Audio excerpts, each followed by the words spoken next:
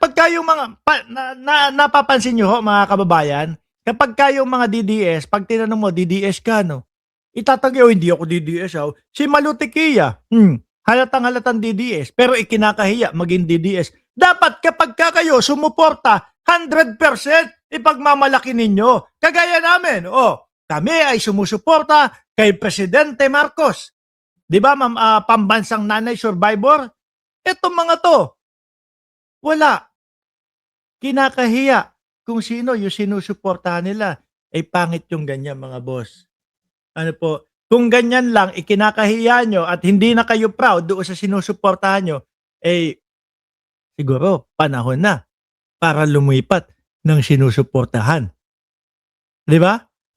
Panahon na para magpakatotoo kayo sa sarili ninyo na nakakahiya na. Lagi akong tanggol ng tanggol sa mga Duterte. Tapos lahat naman ng pinagsasasabi ko, wala namang kakwenta-kwenta. Pag sumagot ako kay Mark Ramos, ang lagi lang sinasabi ko dito, bayaran si Mark Ramos. Lagi ko sinasabi kay Mark Ramos, adik si Mark Ramos. Ano yun ba? Pagka ganon, mag-isip-isip kayo mga DDS. No?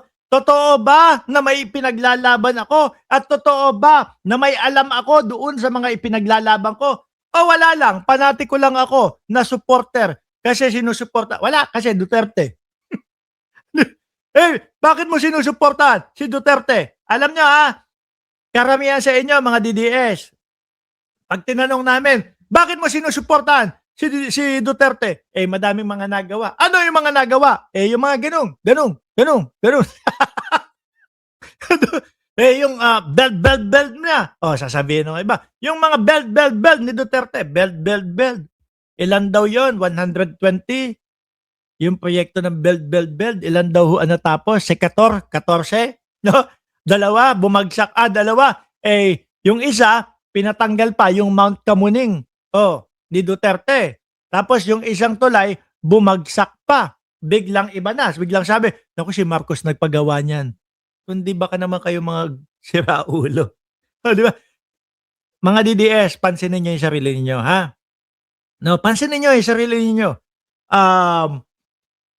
Talaga ba na kaya kong patunayan yung ipinagtatanggol kong mga Duterte? No? Tapos, tingnan nyo, i-analyze nyo na ito, yung ganito, ganyan. Ito yung mga dahilan ko. Si Mark Ramos, adik. Tapos si Mark Ramos ay bayaran. Kung puro ganun lang yung sinasabi nyo, ibig sabihin, hindi nyo maipagtanggol, saka nyo sila tanungin. Ma'am Sara, bakit nga po ba hindi namin marinig sa inyo yung inyong mga paliwanag? 16 po ang inyong mga 16 po ang inyong abogado tagapagtanggol. Ni isa wala po kaming marinig. Sasabihin nyo po sa amin na sa tamang lugar, sa tamang pwesto o sa Senado namin ipagtatanggol ang aming sarili. Pero kabaliktaran naman po yung nakikita namin na ginagawa ninyo. Sumbong kayo sa Supreme Court. Sasabihin ninyo, ipahinto nyo po yung impeachment doon sa Senado kasi wala silang basya. Akala ko pa, ready kayo. Di ba mga DDS? Pansin nyo yung ginagawang paikot sa inyo at kayo naman, ikot lang kayo ng ikot. Bakit? Uto-uto nga kasi kayo. Sasabihin sa inyo, mga DDS, ang aming paliwanag, ang aming depensa ay ready na kapag kayong impeachment ay sumampa na doon sa Senado. Kayo naman mag-aantay. Sasabihin nyo pa sa amin, Mark Ramos, ready na kami, no? Ang Vice Presidente magpapaliwanag na sa tamang lugar. Tapos mababalitaan ninyo, mga DDS, papasaklolo sa Supreme Court para hinto ang impeachment. Paano nyo maririnig yun? Di ba? Kaya kailangan, para hindi kayo nasasabihin ng uto-uto, mag-aanalisa kayo sa mga kilos at galaw niya. Eto, may pang-uto na naman ang Vice Presidente sa mga Pilipino. Ang sabi ng Vice Presidente, gusto kong ayusin ang mga pagkakamaling ginawa sa bayan natin. Ano? Yung mga pagkakamali ninyo, mga Duterte? O yung mga pagkakamali? No, nung sa panahon ng dating Pangulong Duterte, tungkol doon sa mga flood control. Kasi dito hindi ko naman sinasabing walang pagkakamali ang gobyerno ni Pangulong Bongbong Marcos, mga kababayan, 'no? Pero kung meron man, gusto ko sana marinig doon sa mga DDS. Pero, 'no, mariin na pero lalakipan ninyo ng ebidensya ninyo. Hindi kami papayag dito na ang ebidensya ninyo ay yung tipong papakitaan nyo kami nung mga doon sa airport o yung mga tumutulong doon sa mga OFW para ayusin yung kanilang mga maleta. Hindi kami uto-uto na kagaya ninyo Kapag sinabi ninyo, Mark, ito yung pagkakamali ni Bongbong Marcos sa panahon niya, salpakan nyo ng ebidensya, ilalatag namin dito sa vlog. At kami mismo, kapag napaniwala ng mga ebidensya na yan, babatikos kami kay Pangulong Bongbong Marcos. Okay? Ganun ang usapan natin mga DDS Since, ayan nga, may pagkakamali, sige, welcome ang mga DDS na mag-comment dito sa comment section at ilatag yung mga pagkakamali ni Pangulong Bongbong Marcos para naman, alam natin kung ano yung mga aayusin ng Vice Pangulo. Ma'am Viola G, shout out po sa inyo. Si Sayad mismo ang pinakamalaking pagkakamali. Paano niya aayusin nyo? Aray ko. Nayari kayo ni Sir Ariel Salinga. Hindi, meron dito yan. Nakalakip po yan sa balita. Nakalakip dito yan. Ano yung sinasabi ho dito, mga kababayan? Lakihan ko nga. Malabo yung mata natin Sabi sa Masang Pilipino, BP Sara nakahanda ng ayusin ang mga pagkakamaling nangyari sa bansa. Ibinunyag ni Vice Presidente Sara Duterte sa kabila ng mga kinukonsidera niyang dahilan sa posibleng pagtakbo sa pagkapangulo sa 2028 ang hangaring maituwid ang mga umano'y pagkukulang ng kasalukuyang administrasyon. Sa isang panayam, sinabi ng Vice Presidente na nakikita niyang may mga desisyon, hakbang ng pamahalaan na kailangang ayusin upang mas mapabuti ang kalagayan ng mga Pilipino. Ang nakikita ko, si Pangulong Bongbong Marcos ang nagpasimula. Noong, pag-iimbestiga po sa mga korupsyon, mga boss G. Pamuser, especially flood control at ito pong mga ghost project at mga substandard project. Si Pangulong Bongbong Marcos lang naman po ang naglatag nung 15 malalaking mga kontraktor po, mga boss G. Pamuser, na mga nakakatanggap ng proyekto sa gobyerno ng Pilipinas.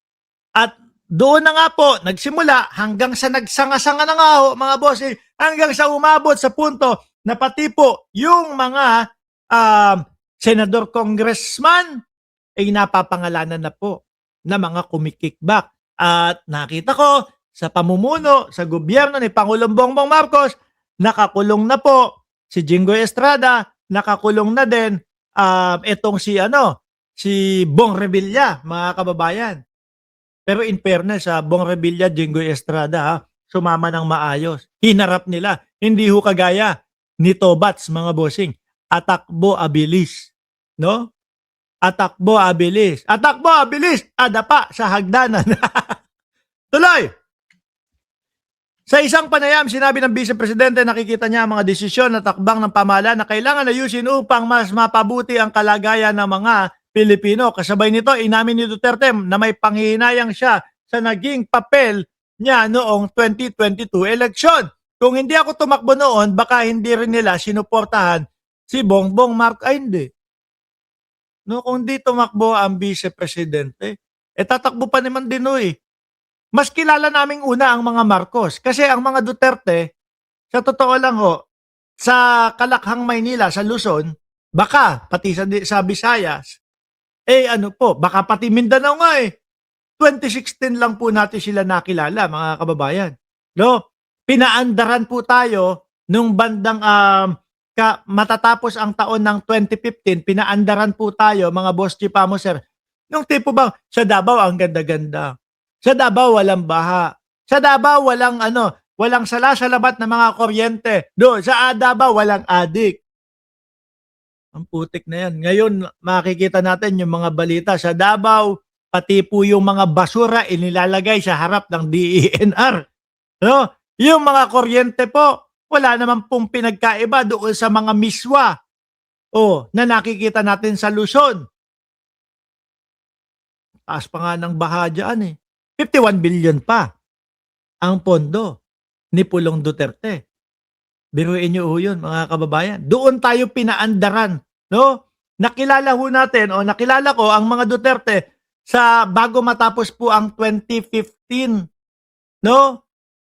Kaya sasabihin nila kung gano'n, kung di dahil kay Sara Duterte, hindi mananalo si Marcos. Diyos ko po. Nung 2016 pa nga, yung kalaban niya, si Atty. Leni Robredo, ang taas na ng bilang di ba? Kung hindi ako tumakbo noon, baka hindi rin sinuportahan si Pangulong Bongbong Marcos. Lumabas ang naturang pahayag habang patuloy ang mga usapin tungkol sa kanyang mga plano para sa 2028. Wala akong nakitang plano. Basta ang narinig ko lang at nabasa ko lang dito, gusto niyang baguhin. Ano daw po? Yung mga pagkakamali daw nitong administrasyon na ito. Wala namang binanggit to, mga kababayan. Wala namang binanggit. Basta yun lang. In general lang. Mauto kung sino mauto. Diba? Tayo naman po, hindi naman po tayo papauto sa ganyan, no?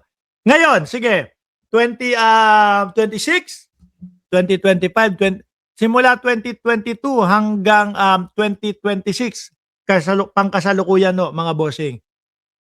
Pakilatag nga ho, no, yung nagawa ng Vice Presidente, proyekto ng Vice Presidente, mga DDS. Ayoko magmura. Ayoko yung murahin, no?